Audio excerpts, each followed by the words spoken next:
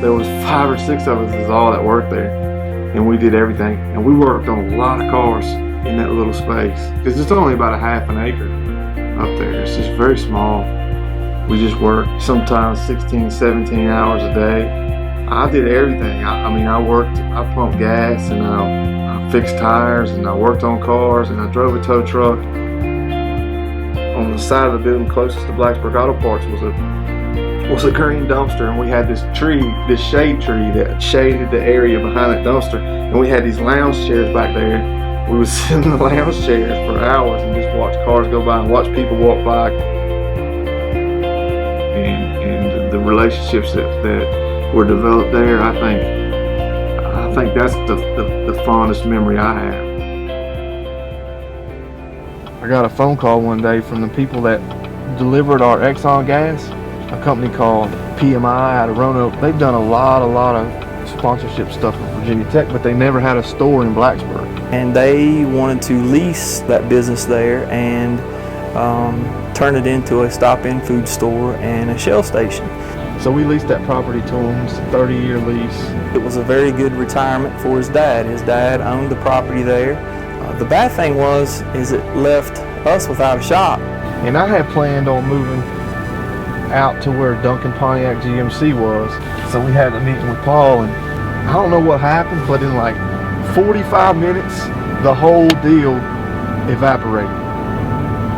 And I was pretty much homeless.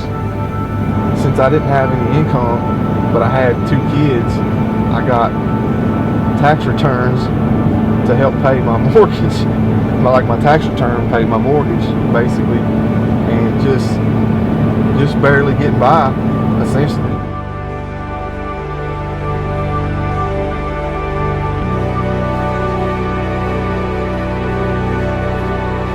One of the ladies that worked at one apartment complex, when she called Johnny and she said, "Hey, do you guys do private property towing? There are people out here looking for a change." I was a little bit afraid of it, but I said I'll consider it. So if we're going to do this, then we got to do it right. First of all, we got to do it right, and we got to do it different, and we got to treat people better, because that's the only way we'll be able to do this and survive and get the shop open and get people to come to the shop.